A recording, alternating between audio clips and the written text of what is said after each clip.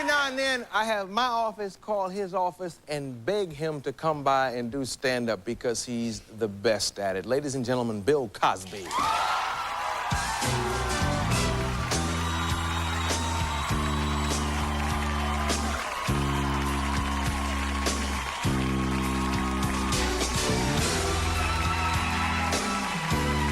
Lizzie, eu não pedi pra você cuidar delas, minha filha. Me dá isso aqui. Alô? Fred? Oi, eu vou desligar agora. Pode continuar falando se você quiser. Papai, isso não aconteceria se eu tivesse telefone no meu quarto. Se tivesse telefone no seu quarto, nunca veríamos você. E quando você um dia saísse do quarto, não saberíamos quem você era. E lhe cobraríamos aluguel. And because of my father, between the ages 7 through 15, I thought my name was Jesus Christ. The Jesus Christ! And my brother Russell thought his name was Dammit. Dammit, will you stop all that noise? Jesus Christ, sit down! So one day I'm out playing in the rain. My boss said, Dammit, will you get in here? I said, Dad, I'm Jesus Christ.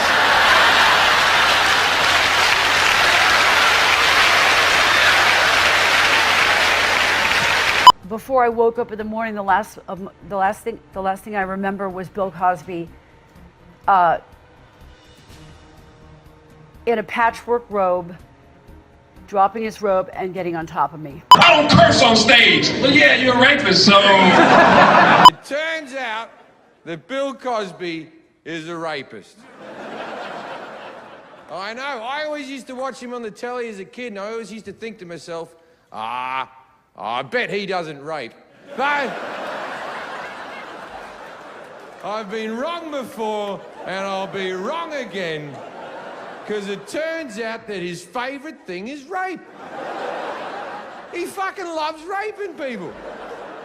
Now think about your favorite thing. You might be into sports, gardening, golf. I don't know what the fuck you're into.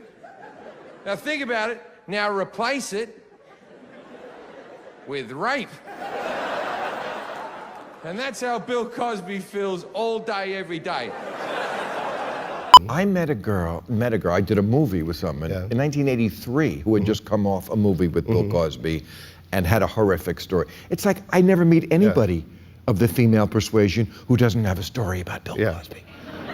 This guy has put more people to sleep than warm milk.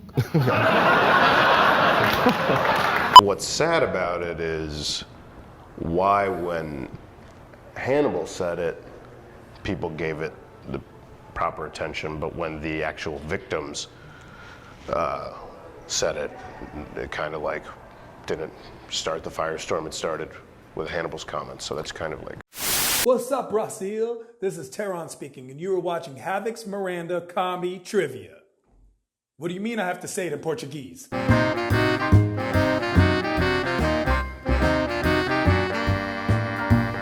Senhoras e senhores, bem-vindos a mais um episódio da quarta temporada do Curiosidade da Comédia. Eu sou seu amigo, seu anfitrião Havok Miranda. E esse vídeo daqui a gente vai conversar sobre um comediante que definitivamente foi extremamente importante para a comédia em diversos sentidos. É difícil fazer essa abertura porque é complicado de eu descrever o que ele fez para a comédia, pelo bem e pelo mal também. Mas você já sabe que a gente vai falar sobre o Bill Cosby, que nasceu em 1932 na Filadélfia, Pensilvânia. Desde criança, o talento natural dele pra comédia sempre aflorava. Ele já era conhecido como o palhaço da turma. Ele tinha essa facilidade de fazer as outras crianças darem risada e os professores também. Era uma habilidade natural do cara desde quando ele era moleque. Tanto é que quando ele foi trabalhar como garçom, ele percebeu que esse senso de humor dele fazia ele receber gorjetas maiores. E aí, em 1962, ele se mudou pra Nova York, que junto com Los Angeles eram os dois polos da América de entretenimento. Foi em Nova York que ele começou no stand-up comedy, se apresentando no Gaslight Café, que era esse barzinho, esse clube bem pequenininho, bem claustrofóbico, muito tradicional em Nova York, entre comediantes, músicos, open mics. Não necessariamente era o lugar, mas era um lugar bem conhecido. Se vocês ouvem minhas recomendações de séries que eu dou no meu Instagram,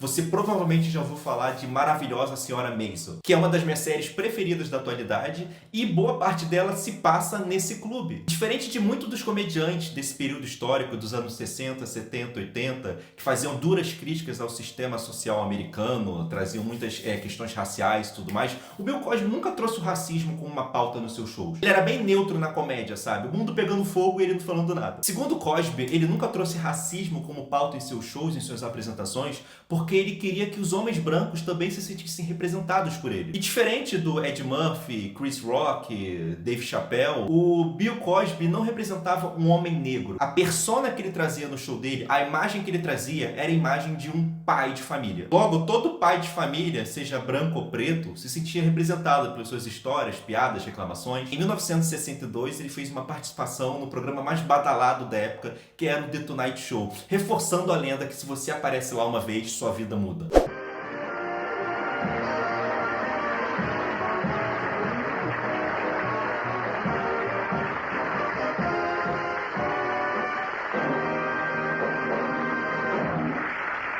Now that I look at these guys as a grown-up, I think that Frankenstein and the Mummy are about the two slowest guys in the world. I don't understand how they could even catch people. I'd have so much fun with guys like that. Yeah, come on, try and catch me. Try and get the, yeah, look, I'll reach up and pull his tape.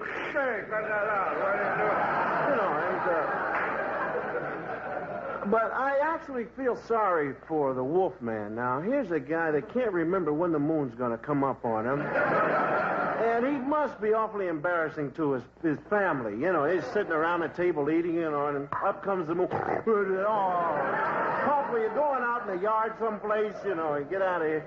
And it must be embarrassing to watch him in a barbershop getting a hair cut straight, you know, and all of a sudden, up comes the moon. It's going to cost you an extra $8.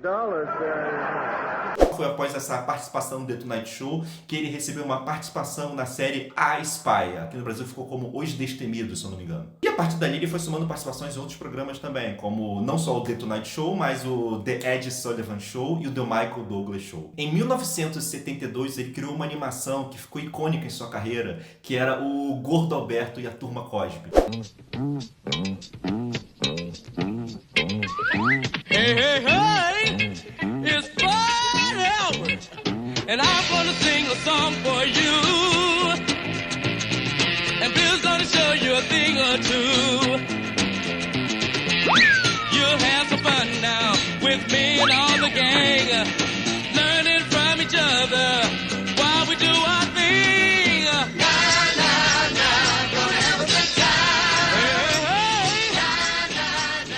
Aqui é Bill Cosby. Se vocês querem curtir um pouco de música, diversão e também aprender alguma coisa, este é o lugar. Hey, hey, hey.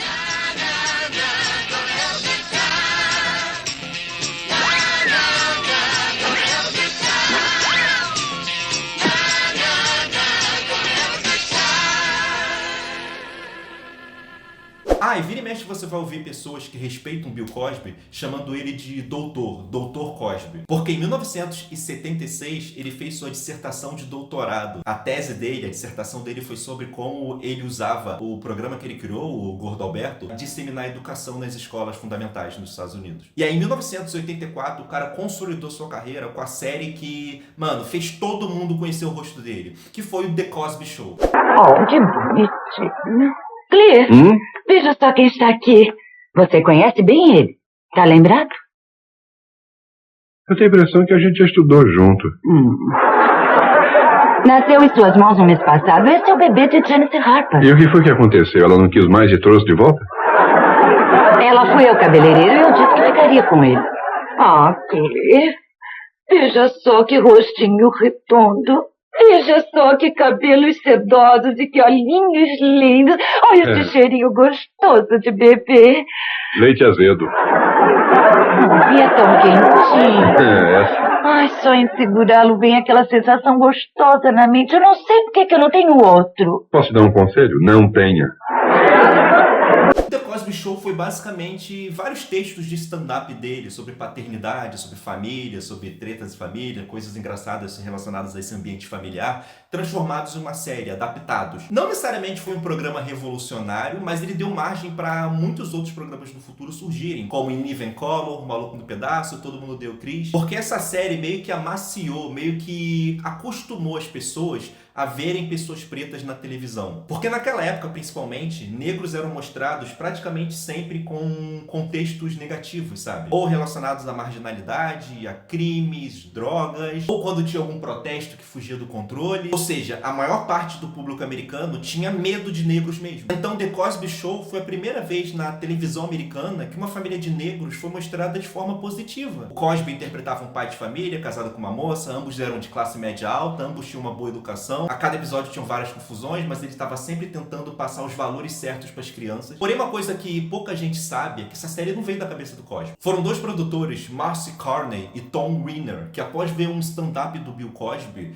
ficaram com vontade de fazer uma série, um seriado sobre um pai de família negro, sabe? Uma coisa que não tinha até então. E essa série foi a série que fez o Cosby ganhar um Emmy. A primeira vez que um homem negro ganhou um Emmy foi o Bill Cosby. Obviamente, se você assistir hoje, tu vai falar, cara, essa é a mesma premissa de toda a série dos anos 80. Mas pensa naquele momento. Era uma série com um elenco predominantemente preto. Não tinha isso mesmo. Então ele teve sim sua importância na questão racial, tá? Tem muita gente que elogia a série por ela ter quebrado esse estereótipo de sempre ser uma família negra pobre. Já outras pessoas criticam a série porque falam que dá a entender que o racismo é uma coisa do passado, que não estava acontecendo naquele universo. Mas a verdade é que essa série deu trabalho para muito ator preto que estava na sarjeta. Muito ator, muito comediante preto, bom pra caramba, que eram ignorados pela mídia, estavam pela primeira vez recebendo bons cachês e papéis, sabe, protagonistas, não apenas coadjuvantes. Então é difícil você criticar a ideia da série. E a questão é que o Bill Cosby era um gigante da comédia. Ele estava lotando teatros, arenas, ele estava em programas de TV, de rádio, participações em filmes, em seriados. O The Cosby Show foi um programa que toda a família americana se juntava para assistir. Ele era meio que o pai dos Estados Unidos naquele momento. Era um patrimônio americano, um tesouro americano ambulante. As pessoas estavam tão ligadas à série que não viam ele apenas como um humorista, como um ator,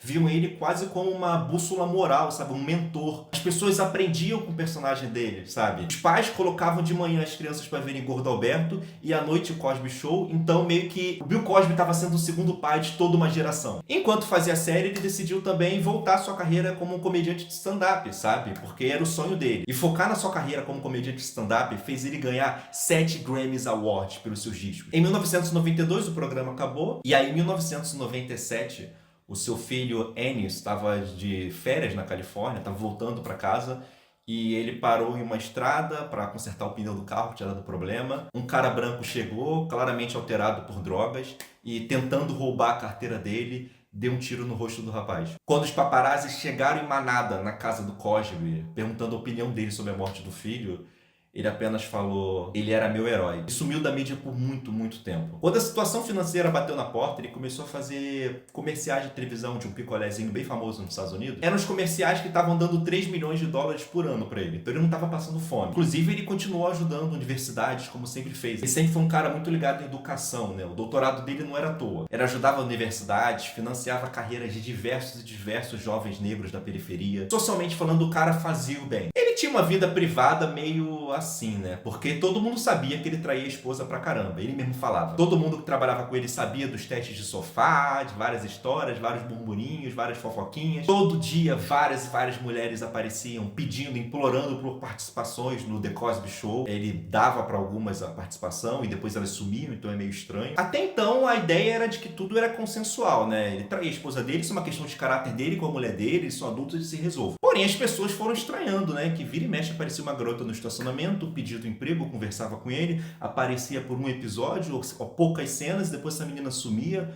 tipo... Hã? Tá bom, ninguém falou nada, é o Bill Cosby, né? Quem vai contrariar o cara? E assim como Jerry Seinfeld, Jim Gaffigan, eu não sei outro. O Bill Cosby era um comediante limpo, ele não falava palavrão no palco. A persona pública dele era um homem de família mesmo, um professor chato, sabe? Ele chegava até a encher o saco de outros comediantes negros que falavam palavrão, como é o caso do Ed Murphy. No programa de entrevista do Jerry Seinfeld, Comedians in Cars Getting Coffee, o Ed Murphy descreve como o Bill Cosby era muito maldoso com ele, desmerecendo o trabalho do cara, diminuindo ele como comediante, porque ele fazia algo que o Bill Cosby não acreditava. Extremamente babaca com o cara. Quem defendia o Ed Murphy nessas tretas normalmente era o Richard Pryor. O Ed Murphy ligava pro Richard Pryor meio triste, contando o que o Bill Cosby falou, e o Richard Pryor mandava o Bill Cosby tomar no... Porque o Bill Cosby tinha essa persona mesmo nos bastidores como um cara, como um valentão, sabe? Ele usava a influência dele pra fazer as pessoas não discordarem dele. Então ele falava o que ele queria e dane-se. Nos bastidores ele tinha esse estigma de ser um cara babaca. Ele maltratava os pais dos atores mirins, ele maltratava as crianças no set que ele achava que eram mal educadas, expulsava elas do set. Ele tratava jovens negros como se fossem nada mesmo. Como se ele, Bill Cosby, fosse um bastião da moralidade e da justiça e tivesse num patamar totalmente diferente. Um exemplo claro disso que ficou público foi o seu discurso na NAACP, em 2004. É a Associação Nacional para o Progresso de Pessoas de Cor. Basicamente é uma instituição que dá apoio para os direitos civis dos negros. Vocês acreditam que o Bill Cosby fez um discurso de 20 minutos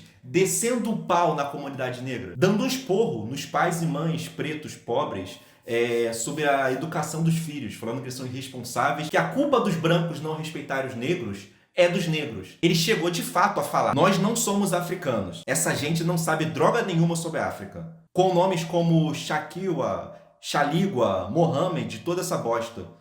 E todos eles estão na cadeia. Cara, foi tão pesado, foi tão absurdo as coisas que ele falou, que a própria organização teve que colocar entre parênteses na descrição do áudio as coisas que ele falava, meio que corrigindo, meio que dando a entender que eles não concordam com aquilo que o Bill Cosby está falando. Um ano depois, um professor de sociologia na Universidade da Pensilvânia, o professor Michael Eric Dyson, lançou um livro, pensa só nisso, é um livro, ele escreveu um livro inteiro só contrapondo tudo que o Bill Cosby falava. O nome do livro é Bill Cosby Está Certo ou a Classe Média Preta Enlouqueceu? Ele refutou cada palavra, cada frase do Bill Cosby nesse discurso, explicando que não é uma questão de educar crianças, e sim de todas as consequências de um fator histórico, socioeconômico, e o quão difícil é para uma etnia inteira que foi abandonada pelo país superar isso da noite pro dia. Não funciona assim. Esse discurso foi pesado, mas essa nem é a parte mais pesada da história do Bill Cosby. Lily Bernard era uma atriz iniciante lá na época do The Cosby Show.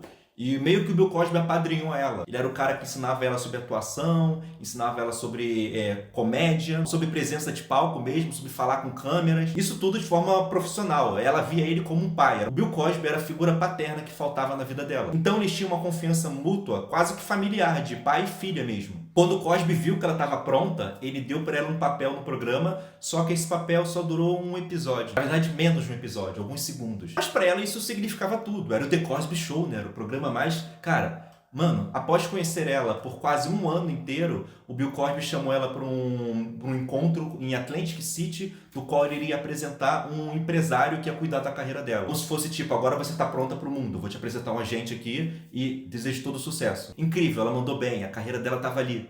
O Bill Cosby deu uma bebida para ela, elas beberam, conversaram, bateram papo, riram, e ela começou a se sentir mal, estranha, sabe? Desorientada mesmo. Tonta, ela não tava entendendo o que estava acontecendo. E aí ela apagou na cama. Quando ela acordou, ela estava desorientada e ela percebeu que ela estava no chão, sem roupas, e o Bill Cosby estava naquele momento estuprando ela. A cabeça dela entrou em choque naquele momento e ela apagou de novo. E ela acordou rezando para aquilo ter sido um pesadelo.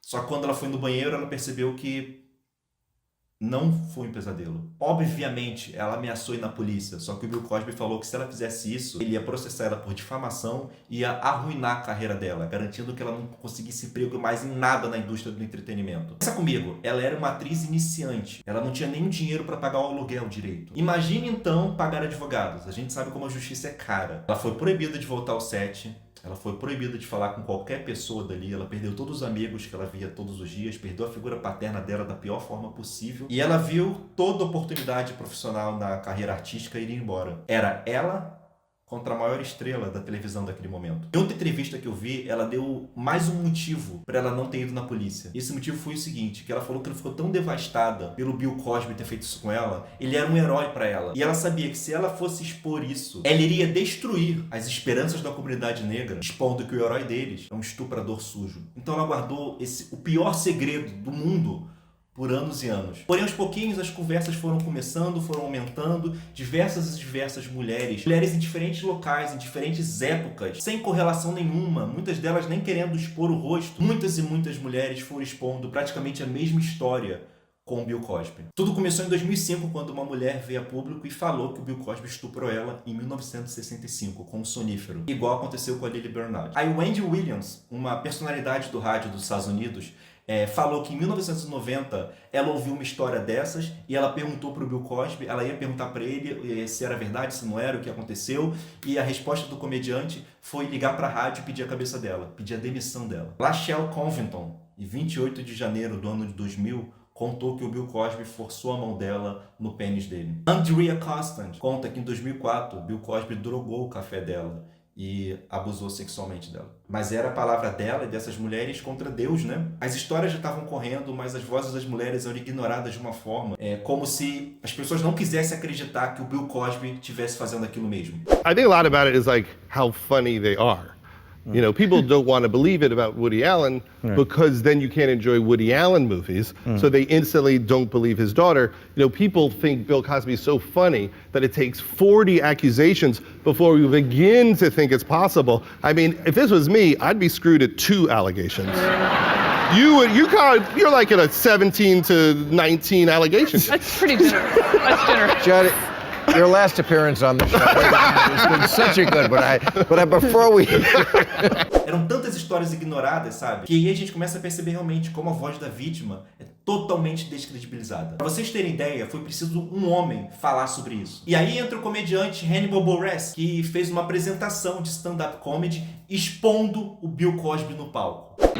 Has the fucking smuggest old black man public persona that I hate. This kid's on TV. Pull your pants up, black people. I was on TV in the 80s. I can talk down to you because I had a successful sitcom. Yeah, it was great women, Bill Cosby, so kind of brings it down a couple notches. I don't curse on stage. But yeah, you're a rapist, so take you saying lots of motherfuckers on Bill Cosby himself if you weren't a rapist. I've done this bit on stage, and people don't believe. People think I'm making it up. You didn't know about it. Trust me. When you leave here, Google Bill Cosby rape.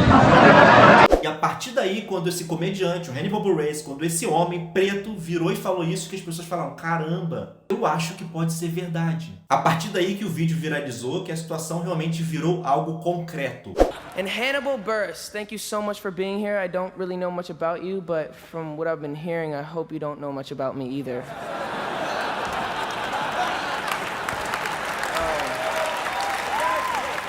É porque pensa só, os Estados Unidos, ele já tem uma rachadura racial muito forte na sociedade, né? Nem dá pra contar a quantidade de vezes que negros foram acusados injustamente de crimes. Então, nesse caso, foi um homem preto confrontando um homem preto muito mais famoso do que ele. O Hannibal colocou toda a carreira dele ali em risco, porque todo mundo amava o Bill Cosby. Ninguém queria acreditar que o paizão da América era um estuprador covarde. Então, quando o Hannibal falou, o jogo virou. Lembra da Andrea Constand que eu falei? Agora 13 mulheres se juntaram a ela. Todas contando histórias similares, em ricos detalhes. Eu não vou contar cada caso individualmente aqui, porque, né, não faz sentido fazer isso. Porém, se juntaram mais de 60 vítimas ao lado da Andrea. Logo após o vídeo viralizar, um repórter do The Associated Press entrevistou o Bill Cosby sobre essas alegações. E o Bill Cosby, na frente de todo mundo, meio que intimidou o cara. Igual ele fazia com as pessoas dos bastidores. Igual ele fazia com Ed Murphy, com os outros comediantes pretos. I have to ask about your name coming up in the news recently regarding this comedian. No, we don't answer that. Okay. I just wanted to ask if you wanted to respond at all about whether any of that was true. There's no response. Okay. Can I ask you, if with the persona that people know about Bill Cosby, should they believe anything differently about what... There is no comment about that. Okay. And I'll tell you why. Okay. I think you were told. I don't want to compromise your integrity, but I don't talk about it. As the interview wound down, Cosby then continued the conversation. The camera was still running, and Cosby and his wife were wearing lapel microphones. Thank you very much. Thank Okay. you. Appreciate your time. Thank Now- you. Now, can I get something from you? What's that? That none of that will be shown? I can't promise that myself, but you didn't say anything. I know I didn't say anything, but I'm asking your integrity that since I didn't want to say anything, but I did answer you in terms of I don't want to say anything. I will tell that to my editors, and I think that they will understand. Well, I think if you want to consider yourself to be serious, that it will not appear anywhere. Okay. Since that AP interview, 2 women have come forward publicly to accuse him of sexual assault. As the allegations gained increasing attention, the AP went back through the full video and made the decision to publish Cosby's full reaction to questions about the claims. The interview was on record. The AP made no agreement to avoid questions about the allegations or to withhold publishing any of his comments. E aí, como eu falei, o movimento feminista Me Too começou, vários homens poderosos, intocáveis, como Harvey Weinstein, como Kevin Spacey, como Bill Cosby, todos eles foram caindo um atrás do outro. Alguns amigos tentaram defender o Bill Cosby das acusações, como a comediante Whoopi Goldberg, como Damon Wayans, mas, cara, não dava mais. O jornalista chegou até a perguntar, ao vivo, em rede nacional, para uma vítima do estupro do Bill Cosby, o motivo dela não ter tentado arrancar o pau do Bill Cosby na boca. Sim, ele falou isso. Por que você não tentou morder o pau do Bill Cosby? You said he made you perform oral sex. Right. You know, there are ways not to perform oral sex if you want to do it. I was kind of stoned at the time, and quite honestly, that didn't even enter my mind. Now I wish it would have. Right. But meaning the using of the teeth, right? Yes, that's what I'm as a thinking. weapon, I didn't even think of it. Biting. So, ouch. Yes.